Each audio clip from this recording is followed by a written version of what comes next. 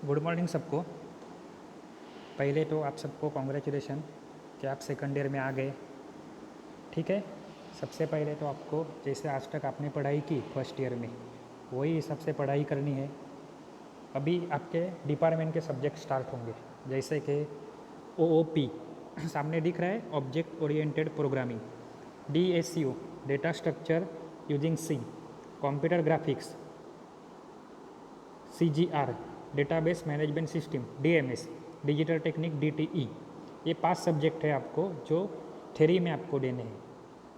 अभी तक आपने फर्स्ट ईयर में पढ़ा जैसे मैथमेटिक्स, साइंस, ड्राइंग रहेगा शायद से आपको, या फिर प्रोग्रामिंग इन C, HTML, इस जैसे सब्जेक्ट पढ़े जो क्या थे एकदम बेसिक कंसेप्ट के लिए थे और जो बेसिक आपके इंजीनियरिंग पर्पज़ के लिए थे। अभी आप यहाँ पे हो second year of a computer diploma.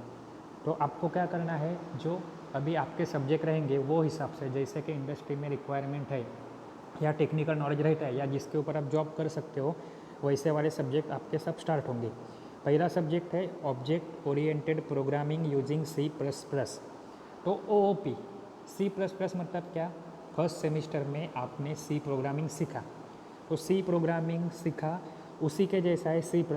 Programming किसके लिए था आपका, तो बेसिक आपका प्रोग्रामिंग नॉलेज या फिर एक प्रोग्रामिंग का ढांचा या एक प्रोग्रामिंग का स्ट्रक्चर कैसे होता है उसके लिए था।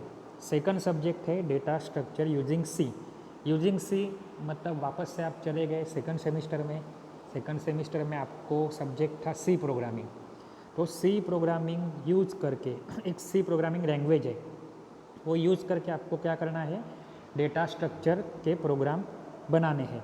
तीसरा है कंप्यूटर ग्राफिक्स, यानी आपको जो विजिबल चीज़ें रहती है जैसे स्क्वायर, रेक्टेंगल, अलग अलग ग्राफ, इमेजेस, ये आपको डेवलप करनी है। लेकिन कहाँ पे करनी है, पेपर पे नहीं करनी है, पेन पेंसिल से नहीं करनी है, लेकिन लॉजिक वही रहेगा और लॉजिक के हिसाब से आप उसको कंप्यूटर पे ड्रॉ कर सकते हो, उसकी प्रॉपर्टी डिस्प्ले कर सकते हो, उसमें एनिमेशन कर सकते हो। नेक्स्ट है database management system. Database management system मतलब क्या, डेटाबेस। डेटाबेस मतलब आप कोई भी कंप्यूटर में इंफॉर्मेशन सेव करते हो या फिर आपके पास कोई भी डेटा होता है। डेटा मतलब क्या, कुछ तो नॉलेज या फिर मराठी में जिसे बोलते हैं माहिती। हम लोग को क्या करना है, कुछ भी प्रोसेस करने के लिए अपने पास कुछ तो होना चाहिए। मैं हवा में नहीं बोल सकता कि 2 नंबर का एडिशन करो, मुझे बोलना पड़ेगा 2 नंबर कौन से है, तो एक नंबर है 3, एक नंबर है 7, इनका एडिशन करो। तो वो नंबर कहीं पे तो स्टोर होने चाहिए। वो नंबर स्टोर कहाँ पे है, तो जो नंबर कहाँ पे स्टोर है, तो वो स्टोर रहेंगे डेटाबेस में। अभी आपके मोबाइल के फ़ोन के अंदर कॉल रहते हैं, कॉन्टैक्ट रहते हैं, तो वो कॉन्टैक्ट क्या रहते हैं, एज एक डेटाबेस। वो डेटाबेस किसका है, तो कॉन्टैक्ट नेम, कॉन्टैक्ट नंबर, कभी कभी उसमें ईमेल आईडी रहता है, बराबर है। और लास्ट एक आपका सब्जेक्ट है डिजिटल टेक्निक। टेक्निक मतलब क्या, तंत्रज्ञान। या फिर ये टेक्निक किसकी है, तो गाड़ी चलाने की नहीं है, प्लेन उड़ाने की नहीं है, खाने पीने की नहीं है, ये टेक्निक आपकी है डिजिटल। जैसे आपने बेसिक इलेक्ट्रॉनिक्स में पढ़ा कि डिजिटल मतलब क्या, एक ऐसा सिग्नल जिसकी वैल्यू होती है 0 या 1। तो 0 1 आप बोलोगे कहाँ पे यूज़ होता है, तो 0 और 1 कहाँ पे यूज़ होता है, तो आपका 0 1 यूज़ होता है कंप्यूटर में, मोबाइल में, इलेक्ट्रॉनिक हर एक डिवाइस या फिर कंप्यूटर प्रोसेसिंग, ये सब कुछ किस में होता है आपका 0 और 1 में। 0 है लॉजिक लेवल 0 और 1 है लॉजिक लेवल 1, यानी लो मतलब 0, हाई मतलब 1। तो इसके कॉम्बिनेशन से आपका कंप्यूटर चलता है, इसके कॉम्बिनेशन से आपका मोबाइल चलता है। भले आपके आंखों के सामने आपको एक इमेज दिखे, लेकिन वो इमेज भी कौन से फॉर्मेट में स्टोर रहती है आपके, तो डिजिटल टेक्निक के हिसाब से 0 और 1 या फिर उसका कॉम्बिनेशन 0 1 0 1, जैसे तुम लोग ने बाइनरी नंबर पढ़ा, या फिर नंबर डेसिमल नंबर का बाइनरी कन्वर्जन। डेसिमल नंबर अपने लिए रहते हैं 0 1 2 3 4 5 6 7 8 9, उनका कॉम्बिनेशन से बनता है कोई भी नंबर। लेकिन कंप्यूटर को ये कुछ नहीं समझता, उसको खाली समझता है 0 1 0 1 0 1 0 1, ओनली 0 1। तो वो 0 1 और उसका इम्प्लीमेंटेशन, उसका प्रोसेसिंग, वो कैसे काम कर रहा है आपका इलेक्ट्रॉनिक डिवाइस सर्किट, ये सब कुछ कहाँ पे आएगा, आपके डिजिटल टेक्निक्स में आएगा। ठीक है, तो ये 5 सब्जेक्ट आपके हैं थर्ड सेमिस्टर के लिए। हर एक सब्जेक्ट की क्या है आपकी थ्योरी एग्ज़ाम है। देखो यहाँ पे दिया है ऑब्जेक्ट ओरिएंटेड प्रोग्रामिंग, 3 घंटे का लेक्चर है हर हफ्ते का, उसमें ट्यूटोरियल भी है, प्रैक्टिकल भी है, डेटा स्ट्रक्चर का लेक्चर है, उसमें प्रैक्टिकल है। हर एक सब्जेक्ट की आपको पाँचों 5 सब्जेक्ट की क्या है प्रैक्टिकल है, हर एक की थ्योरी एग्ज़ाम होगी, बराबर है। और अभी मेन बात, आज तक मतलब सेमिस्टर 1 सेमिस्टर 2 तक हम लोग का कॉलेज रेगुलर था, क्योंकि बाहर कंडीशन कैसी थी, नॉर्मल कंडीशन थी। अभी बाहर कंडीशन कैसे है, कोविड कोरोना, आपने सब न्यूज़ में देखा ही रहेगा, मार्च अप्रैल मई जून जुलाई। तो अभी गवर्नमेंट के गाइडलाइन के हिसाब से क्या करना है हम लोग को, तो फिज़िकली आप कॉलेज में नहीं आ सकते, लेकिन पढ़ाई रोकनी नहीं है हमें। हमें क्या करना है, तो जो खुद की पढ़ाई है वो टेक्नोलॉजी बेस, हम भी क्या करेंगे टेक्नोलॉजी बेस। जैसे कि हम लोग का लेक्चर रहेगा वो ऑनलाइन लेक्चर रहेगा, या फिर आपको कुछ पीपीटी भेजेंगे व्हाट्सएप के थ्रू, जीमेल पे, गूगल क्लासरूम, ये अपने पास ऑप्शन है। आपको क्या करना है, वही टाइम पे आपको लेक्चर वो सुनना है, पढ़ लेना है, उसके नोट्स बनाने हैं, या हम लोग नोट्स भेजेंगे, कुछ डाउट रहेंगे तो डाउट निकालने हैं। आप हम लोग को डाउट कॉल पे पूछ सकते हो, व्हाट्सएप पे पूछ सकते हो, ठीक है। और आपके लिए नेसेसरी कंडीशन है कि आपको वो वीडियो आज सुबह अपलोड हुआ तो कम से कम वो उसी दिन में देखना है, बाद में हम लोग उसको डिलीट कर देने वाले हैं, ठीक है। आपका असाइनमेंट रहेगा, आपको क्वेश्चन आंसर रहेंगे, सरप्राइज टेस्ट रहेगा, और आपको डेली अटेंडेंस देना है यूट्यूब के लिंक पे जाके नीचे आपका नाम लिख के प्रेजेंट करके। अगर आपका अटेंडेंस 80% के नीचे है तो आपको एग्ज़ाम में नहीं बैठने दिया जाएगा, या फिर एग्ज़ाम जो आगे आएगी उसमें अपेयर नहीं होने दिया जाएगा, और ना ही आपका टर्म वर्क सबमिट होने वाला है, ठीक है। तो अब तक हम लोग ने क्या क्या देखा कि इंट्रोडक्शन, थर्ड सेमिस्टर में कितने सब्जेक्ट है, तो 5 सब्जेक्ट है। 5 सब्जेक्ट में हर एक का थ्योरी लेक्चर है, हर एक सब्जेक्ट की एग्ज़ाम होगी, हर एक में प्रैक्टिकल है। और इम्पॉर्टेंस याद रखो, अभी जो आप पढ़ने वाले हो वो आपको आगे चल के यही चीज़ें जॉब देने वाली है। अब तक पढ़ा वो बेसिक नॉलेज था।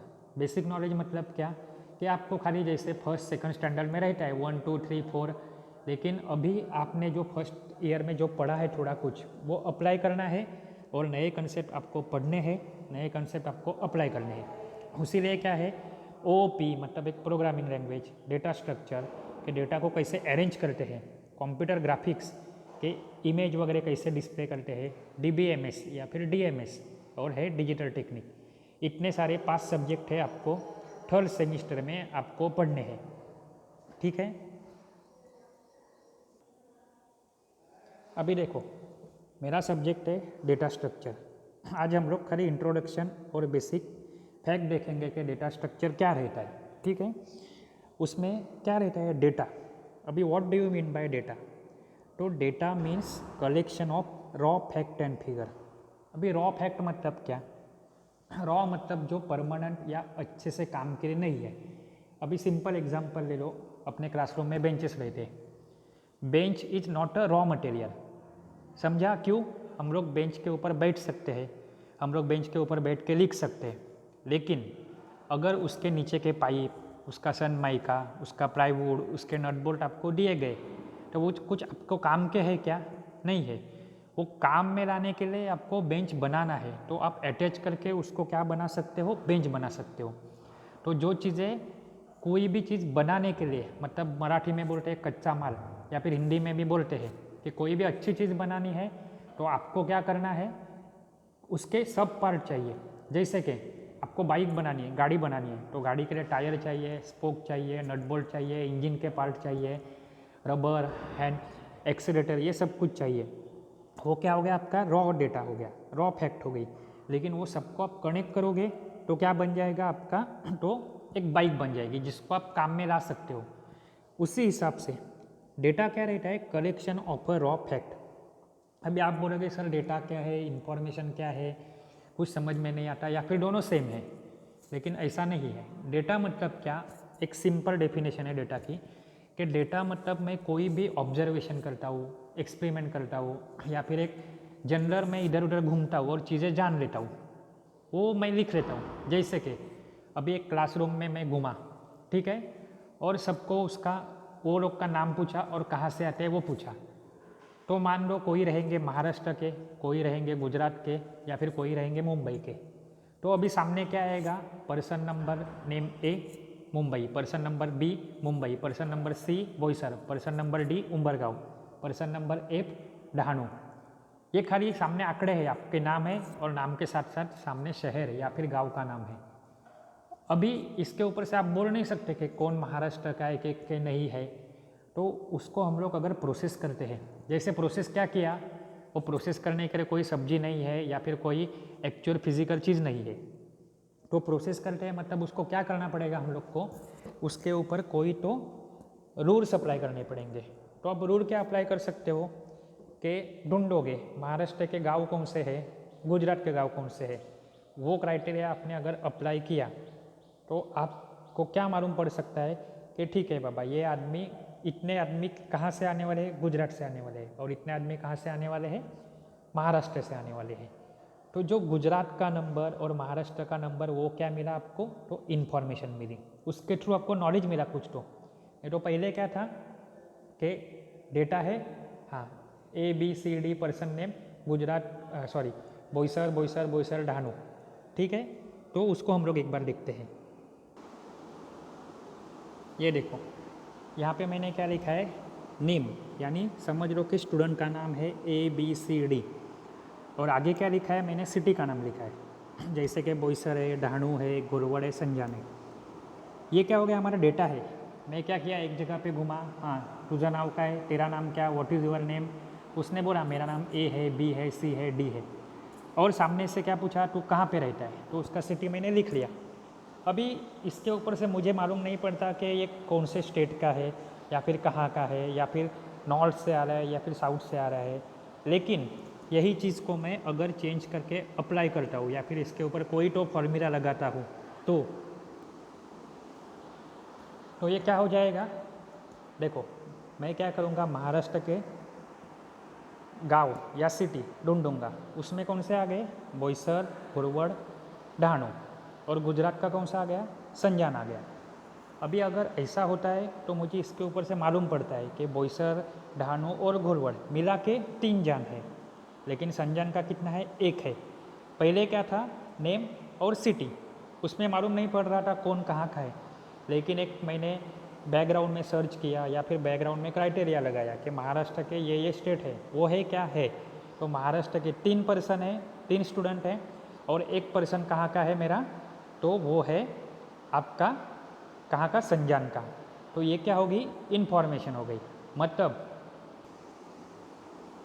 क्या हो गया, देखो आपको सामने दिख रहा है रॉ डेटा, तो वो है रॉ डेटा। रॉ डेटा मतलब ऊपर वाला नॉर्मल, उसके ऊपर प्रोसेस किया, मतलब कुछ तो रूल्स एंड रेगुलेशन लगाया, कुछ तो क्राइटेरिया लगाया, तो मुझे इन्फॉर्मेशन मिल गई, मुझे नॉलेज मिल गया। अब आप मुझे पूछोगे क्या सर आपके कॉलेज में गुजरात के कितने लड़के हैं, महाराष्ट्र के कितने हैं, तो मैं बोलूँगा महाराष्ट्र के 3 है, गुजरात का 1 है, टोटल मिला के 4। जो एज अ रॉ डेटा में था नॉर्मल ऊपर वाला, फिर उसको प्रोसेस किया और उसकी इन्फॉर्मेशन बनी। वो इन्फॉर्मेशन क्या बनी, तो मेरे पास 4 स्टूडेंट है, 4 में से 3 जान आते हैं महाराष्ट्र से और 1 जान आता है गुजरात से। अभी देखो डेटा स्ट्रक्चर, बात आती है स्ट्रक्चर की। तो स्ट्रक्चर क्या रहता है, स्ट्रक्चर मीन्स अरेंजमेंट।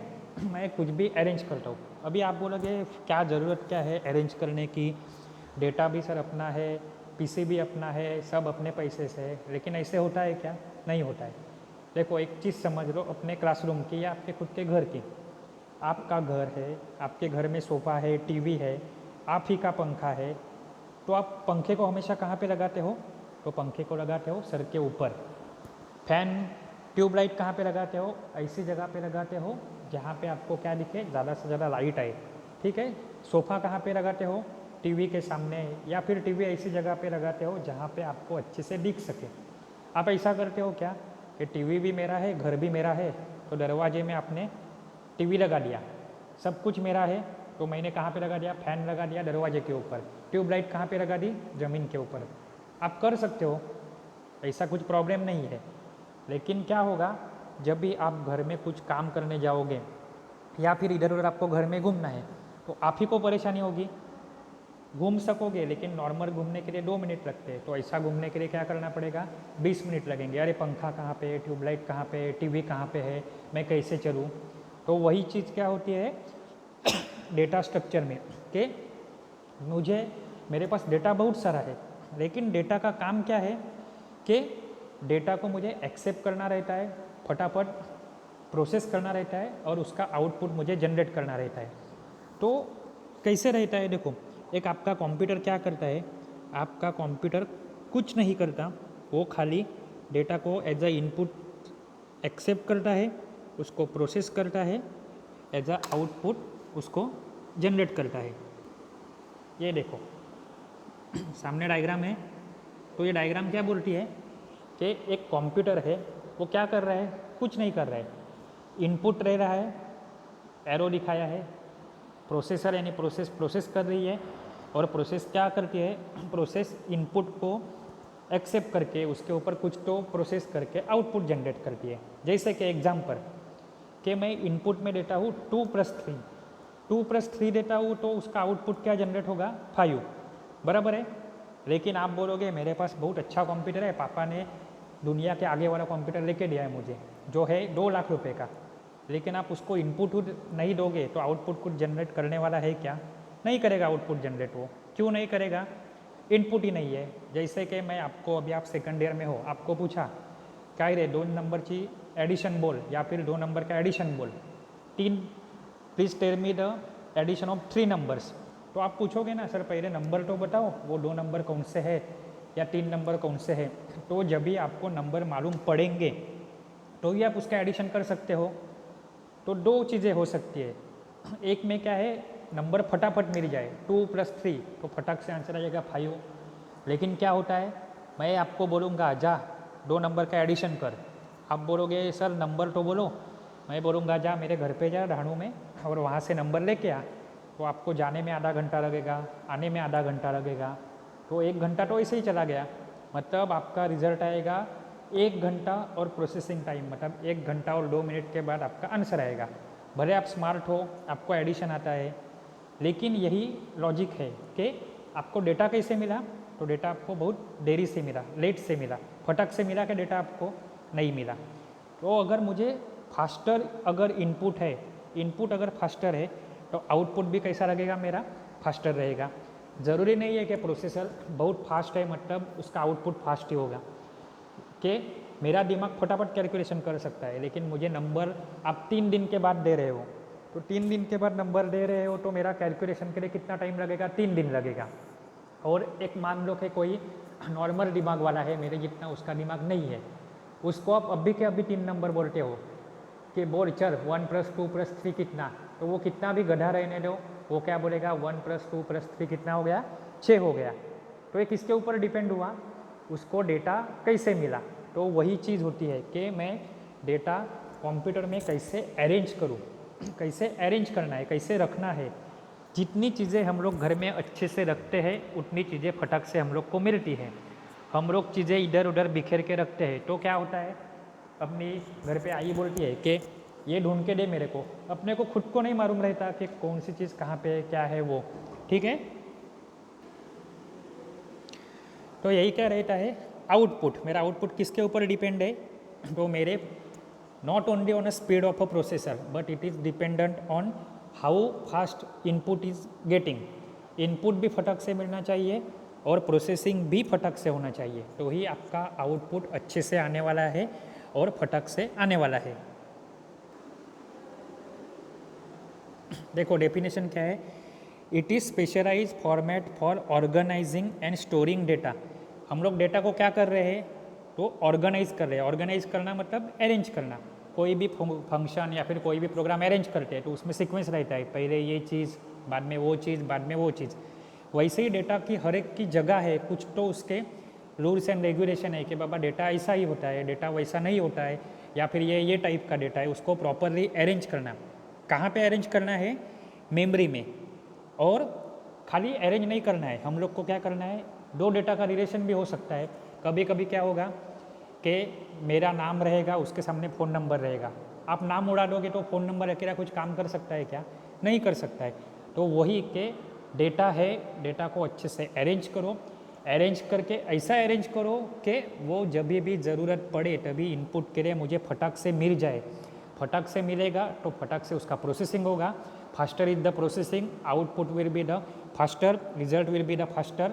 एंड उसी के लिए हम लोग को क्या ज़रूरत पड़ती है, तो डेटा स्ट्रक्चर की ज़रूरत पड़ती है।